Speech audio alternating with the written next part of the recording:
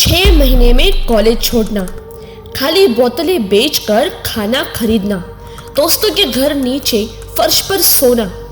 आप सोच रहे होंगे ना कि मैं किसके बारे में बता रही हूँ। Apple company is the biggest company in the world और इस कंपनी के फाउंडर स्टीव जॉब्स, जो हम सबके इंस्पिरेशनल व्यक्ति भी है, ये उन्हीं के बारे में बता रही हूँ। स्टीव जॉब्स ने 56 सालों में जो सीखा या अनुभव किया, उन्होंने इसे केवल अपने 20 मिनट के स्पीच में केवल 3 कहानियों में स्पष्ट करके समझाया। 12 जून 2005 के दिन स्टैनफोर्ड यूनिवर्सिटी के समारोह में स्टीव जॉब्स ने ये पावरफुल स्पीच दी थी। संदीप माहेश्वरी भी इसके बारे में क्या बोलते हैं, जरा सुनिए। आप में से कितने लोगों ने स्टीव जॉब्स की स्टैनफोर्ड कमेंसमेंट स्पीच देखी है? स्टीव जॉब्स जो एप्पल के फाउंडर थे, उनकी स्टैनफोर्ड वाली एक स्पीच है 20 मिनट की। अगर आप में से बाकी लोगों ने नहीं देखी है तो आई स्ट्रांगली रिकमेंड यू कि एक बार आप जा करके यूट्यूब पे वो जरूर देखें।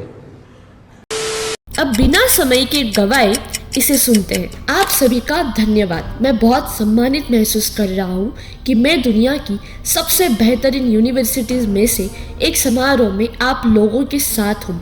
सच कहूँ तो मैं कभी किसी कॉलेज से ग्रेजुएट नहीं हुआ।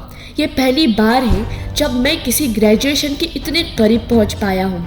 आज मैं आपको अपनी ज़िंदगी की 3 कहानियाँ सुनाऊंगा और कुछ नहीं, सिर्फ 3 कहानियाँ। मैंने एडमिशन के 6 महीने बाद ही रीड कॉलेज ड्रॉप कर दिया, लेकिन ड्रॉप करने के बाद 18 महीने तक मैं वहीं पढ़ा रहा। पर मैंने कॉलेज ड्रॉप क्यों किया? ये सब मेरे पैदा होने से पहले ही शुरू हुआ। मुझे जन्म देने वाली माँ एक नौजवान बिन ब्याही कॉलेज ग्रेजुएट लड़की थी। जब मैं उनके पेट में था तब उन्होंने फैसला किया कि मुझे कोई और अडॉप्ट करे। उन्हें ये ज़रूरी लगा कि मुझे अडॉप्ट करने वाले कॉलेज ग्रेजुएट्स ही होनी चाहिए। तो तय हुआ कि मुझे एक लॉयर और उनकी पत्नी गोद लेंगे। लेकिन जैसे ही मैं पैदा हुआ वो पलट गए। उन्होंने कहा कि उन्हें लड़की चाहिए थी। इसके बाद आधी रात को एक ऐसे जोड़े को कॉल किया गया जो अडॉप्शन की वेटिंग लिस्ट में थे। उनसे पूछा गया, हमारे पास एक अप्रत्याशित बच्चा है, क्या आपको ये चाहिए? उन्होंने कहा, बिल्कुल चाहिए। मेरी बायोलॉजिकल जन्म देने वाली माँ को बाद में पता चला कि मुझे गोद लेने वाली माँ कॉलेज ग्रेजुएट नहीं है और मेरे पिता तो हाई स्कूल भी पास नहीं है। उन्होंने अडॉप्शन पेपर्स पर साइन करने से मना कर दिया। उन्हें मनाने में महीनों लग गए। जब मुझे अडॉप्ट करने वाले पेरेंट्स ने वादा किया कि वो मुझे कॉलेज ज़रूर भेजेंगे, तब जाकर उन्होंने साइन किए और 17 साल बाद मैं कॉलेज गया। लेकिन मैंने ऐसा कॉलेज चुन लिया जो लगभग स्टैनफोर्ड जितना ही महंगा था और मेरे वर्किंग क्लास पेरेंट्स की सेविंग मेरी फीस पर खर्च होने लगी। मुझे इसका कोई मतलब समझ नहीं आ रहा था। मुझे कोई अंदाज़ा नहीं था कि ज़िंदगी में क्या करना है। कॉलेज इसमें मेरी क्या मदद करेगा? मुझे लग रहा था कि मैं अपने माँ बाप के जीवन भर की कमाई जला रहा हूँ। 6 महीने बाद मैंने कॉलेज ड्रॉप करने का फैसला लिया, इस भरोसे के साथ कि सब ठीक हो जाएगा। तब बहुत डर लगा था, लेकिन पीछे मुड़कर देखूं तो वो मेरी लाइफ के बेस्ट डिसीजन में से एक है। कॉलेज ड्रॉप करने के बाद मैं बिल्कुल फ्री था, उन क्लासेस में नहीं जाने के लिए जहाँ मज़ा ही नहीं आता था। ये सब इतना रोमांटिक नहीं था। मेरे पास अपना कमरा नहीं था, तो मैं दोस्तों के कमरों के फर्श पर नीचे सोता था। मैं कोक की खाली बोतल लौटा कर खाना खरीदता था। ढंग का खाना खाने के लिए मैं हर रविवार 7 मील चलकर हरे कृष्ण टेम्पल जाता था। मुझे वो बहुत पसंद था, जहाँ भी मैं अपनी क्यूरियोसिटी और इंट्यूशन के चलते जा घुसा। बाद में बेशकीमती साबित हुआ। मैं आपको एक एग्जाम्पल देता हूँ। उस समय रीड कॉलेज में शायद देश का सबसे बेहतरीन कैलीग्राफी सुलेख कोर्स होता था। मैं तो कॉलेज ड्रॉप कर चुका था और मेरे लिए सभी क्लास में जाना ज़रूरी भी नहीं था, तो मैं सीखने के लिए कैलीग्राफी क्लास जाने लगा। मैंने वहाँ सेरिफ और सेंस सेरिफ टाइप फेसेस के बारे में सीखा। अलग अलग लेटर कॉम्बिनेशंस के बीच स्पेस के बारे में सीखा। मैंने सीखा कि एक बेहतरीन टाइपोग्राफी को बेहतरीन क्या बनाता है। ये बहुत ही खूबसूरत, ऐतिहासिक और इतनी कलात्मक महीनता से भरा था कि साइंस इसे नहीं साध सकता था और मुझे ये बहुत ही गजब लगा। मुझे कोई उम्मीद नहीं थी कि ये सब प्रैक्टिकली मेरी लाइफ में किसी काम आएगा। लेकिन 10 साल बाद जब हम पहला मैकिनटोश कंप्यूटर डिज़ाइन कर रहे थे, तब ये सब काम आया और हमने ये सब मैक में डिज़ाइन किया। ये खूबसूरत टाइपोग्राफी वाला पहला कंप्यूटर था। अगर मैं इस कोर्स में नहीं गया होता तो मैक में कभी मल्टीपल टाइप फेसेस या प्रोपोर्शनली स्पेस्ड फॉन्ट्स न होते, और चूंकि विंडोज़ ने मैक को कॉपी किया है तो ये बहुत ही संभव है कि ये किसी भी पर्सनल कंप्यूटर में न होते। और अगर मैंने कॉलेज ड्रॉप न किया होता तो मैं कभी उस कोर्स में न जाता, और शायद पर्सनल कंप्यूटर्स में इतनी खूबसूरत टाइपोग्राफी भी न होती। अच्छा, तुम कभी आगे की तरफ देखकर डॉट्स कनेक्ट नहीं कर सकते, तुम उन्हें पीछे देखते हुए ही कनेक्ट कर पाओगे।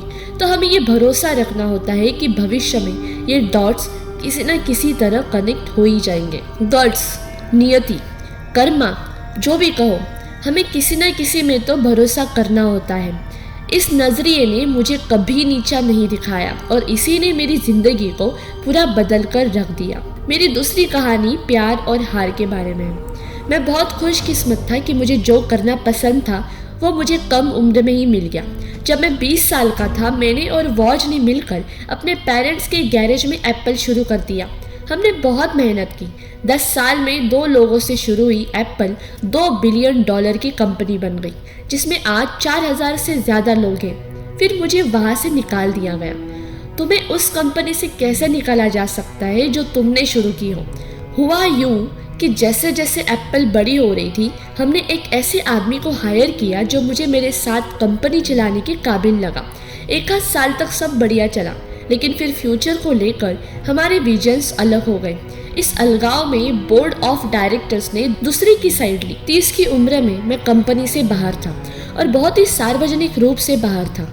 जिस चीज़ में मैंने अपनी जवानी लगा दी वो जा चुकी थी और ये बहुत ही भयानक था। मुझे कुछ महीनों तक समझ ही नहीं आया कि मैं क्या करूं। मुझे ऐसा लग रहा था कि मैंने एंटरप्रेन्योर्स की पिछली पीढ़ी को निराश किया है, कि जब मुझे बैटन पास किया जा रहा था मैंने उसे गिरा दिया। मैं डेविड पेकार्ड और बॉब नॉयस से मिला, उनसे माफ़ी मांगी कि मैंने सब कुछ गड़बड़ कर दिया। मैं एक बहुत ही पब्लिक फेलियर था। एक बार तो मैंने सिलिकॉन वैली से भाग जाने के बारे में भी सोचा, लेकिन धीरे धीरे मुझे एहसास हुआ कि मुझे तो अब भी अपने काम से प्यार है। एप्पल में जो भी हुआ वो मेरे अंदर की ये एक चीज़ नहीं बदल पाया। मुझे ठुकरा तो दिया गया था, लेकिन मुझे इश्क अब भी था। तो मैंने फिर से शुरू करने का फैसला किया। मुझे तब तो ये नहीं दिखा, लेकिन एप्पल से निकाला जाना सबसे बढ़िया चीज़ थी मेरे लिए। मैं अब चीज़ों के बारे में कम श्योर था। इस बात ने मुझे अपने जीवन के सबसे रचनात्मक समय में जाने के लिए आज़ाद कर दिया। अगले 5 सालों में मैंने नेक्स्ट नाम की एक कंपनी शुरू की, फिर पिक्सार नाम की कंपनी, और इसी दौरान में एक गजब की लड़की के इश्क में पड़ा, लॉरेंस, जो आगे चलकर मेरी बीवी बनी। पिक्सार ने टॉय स्टोरी बनाई, इस दुनिया की पहली कंप्यूटर एनिमेटेड फिल्म, और आज पिक्सर दुनिया का सबसे सक्सेसफुल एनिमेशन स्टूडियो है। फिर एक असाधारण बात हुई, एप्पल ने पिक्सर को खरीद लिया। मैं एप्पल में वापस लौटा। फिर हमने नेक्स्ट नाम की जो टेक्नोलॉजी वहाँ डेवलप की, उसने एप्पल को नए सिरे से खड़ा किया। मुझे पूरा यकीन है कि अगर मुझे एप्पल से न निकाला जाता तो ये सब कभी न हो पाता। ये एक कड़वी दवा थी, लेकिन मुझे लगता है कि मरीज को इसकी ज़रूरत थी। कभी ज़िंदगी तुम्हारे सिर पर ईंट दे मारेगी, विश्वास मत खोना। मुझे पूरा यकीन है कि जिस एक बात ने मुझे आगे बढ़ने में मदद की वो यही थी कि मैं जो कर रहा था मुझे उस काम से प्यार था। तुम्हें वो ढूंढना ही होगा जिसे तुम प्यार करते हो। ये बात तुम्हारे काम के लिए भी उतनी ही सही है जितनी ये तुम्हारे प्रेमी या प्रेमिका के लिए है। तुम्हारा काम तुम्हारी जिंदगी का एक बड़ा हिस्सा है। संतुष्ट रहने का एक लौता रास्ता यही है कि तुम वही काम करो जो तुम्हें गजब का लगता है, और तुम गजब का काम तभी कर पाओगे जब तुम्हें अपने काम से प्यार होगा। अगर तुम्हें वो अब तक नहीं मिला है तो ढूंढते रहो, समझौता मत करना, जैसा कि दिल से जुड़े सारे मामलों में होता है। वो जब भी मिलेगा तुम्हें मालूम हो जाएगा। मेरी तीसरी कहानी है मौत के बारे में। जब मैं 17 साल का था, मैंने कहीं पढ़ा था कि यदि तुम हर दिन ये मानकर जियोगे कि वो तुम्हारा आखिरी दिन है तो किसी दिन तुम ज़रूर सही साबित होंगे। ये बात मेरे अंदर घर कर गई और आज तक मेरे अंदर जमी हुई है। पिछले 33 सालों से मैंने हर रोज़ आईने में देखकर खुद से ये सवाल किया है कि अगर आज मेरी ज़िंदगी का आखिरी दिन होता तो क्या मैं वही करता जो मैं आज कर रहा हूँ। और जब लगातार कई दिनों तक जवाब आता नहीं तो मुझे पता होता है कि कुछ बदलने की ज़रूरत है। ये याद रखना कि मैं जल्द ही मर जाऊँगा। एक बहुत ज़रूरी टूल है जिसने हमेशा मुझे ज़िंदगी के बड़े फैसले लेने में मदद की, क्योंकि लगभग सब कुछ, सारी अपेक्षाएं, सारा अभिमान, शर्मिंदगी और असफलता का सारा डर, ये सारी चीज़ें मौत के सामने ध्वस्त हो जाती हैं। सिर्फ वही बचता है जो सच में ज़रूरी है। हमारे पास कुछ खोने को है।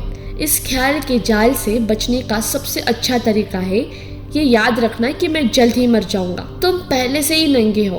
तुम्हारे पास अपने दिल की न सुनने का कोई और कारण ही नहीं है। करीब 1 साल पहले मुझे अपने कैंसर के बारे में पता चला।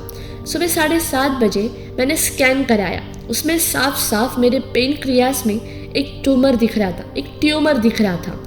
मुझे ये भी नहीं पता था कि ये पेनक्रियास क्या होता है। डॉक्टर्स ने मुझे बताया कि लगभग वैसा कैंसर है जिसका इलाज नहीं किया जा सकता। मुझे 3 से 6 महीने से ज़्यादा जिंदा रहने की उम्मीद नहीं रखनी चाहिए। डॉक्टर्स ने मुझसे कहा, go home and get your affairs right. ये डॉक्टर्स का मौत की तैयारी करने के लिए कोड था। इसका मतलब होता है कि अपने बच्चों को वो सब कुछ ही महीनों में बताने की कोशिश करो जो तुम उन्हें अगले 10 सालों में बताने वाले थे। इसका मतलब होता है कि तुम ये सुनिश्चित कर सको कि तुम्हारे जाने के बाद तुम्हारे परिवार को कोई तकलीफ न हो। इसका मतलब होता है अलविदा कहना। ये मौत से मेरी सबसे करीबी मुलाकात थी और मुझे आशा है कि कुछ और दशकों तक मेरी इतनी करीबी मुलाकात न हो। पहले मेरे लिए मौत एक ज़रूरी ही सही, लेकिन सिर्फ एक इंटेलेक्चुअल कॉन्सेप्ट थी। इस सब से गुजरने के बाद मैं और यकीन से बात कर सकता हूँ। कोई भी मरना नहीं चाहता। जो लोग स्वर्ग चाहते हैं वो भी इसके लिए मरना नहीं चाहते, लेकिन मौत ही हम सबकी आखिरी मंजिल है। कोई इससे बच नहीं सका और ऐसा ही होना भी चाहिए, क्योंकि मृत्यु जीवन का सबसे बेहतरीन आविष्कार है। ये लाइफ चेंजिंग एजेंट है। ये नए के लिए रास्ता बनाने की खातिर पुराने को साफ करती है। तुम्हारे पास सीमित समय है, इसे किसी और की तरह जीने में बर्बाद मत करो। हठ धर्मिता में फंसे मत रह जाना कि तुम दूसरों की सोच के नतीजों के हिसाब से जीने लगो। दूसरों की राय को हावी मत होने देना। अपने अंदर की आवाज़ पर, और सबसे ज़रूरी बात, अपने इंट्यूशन और दिल की आवाज़ सुनकर चलने का साहस रखो। उन्हें पहले से पता होता है कि तुम क्या बनना चाहते हो। बाकी सारी बातें दोयम दर्ज की है। जब मैं छोटा था, दी होल अर्थ कैटलॉग नाम का एक गजब पब्लिकेशन हुआ करता था। वो हमारी पीढ़ी के बाइबल्स में से एक था।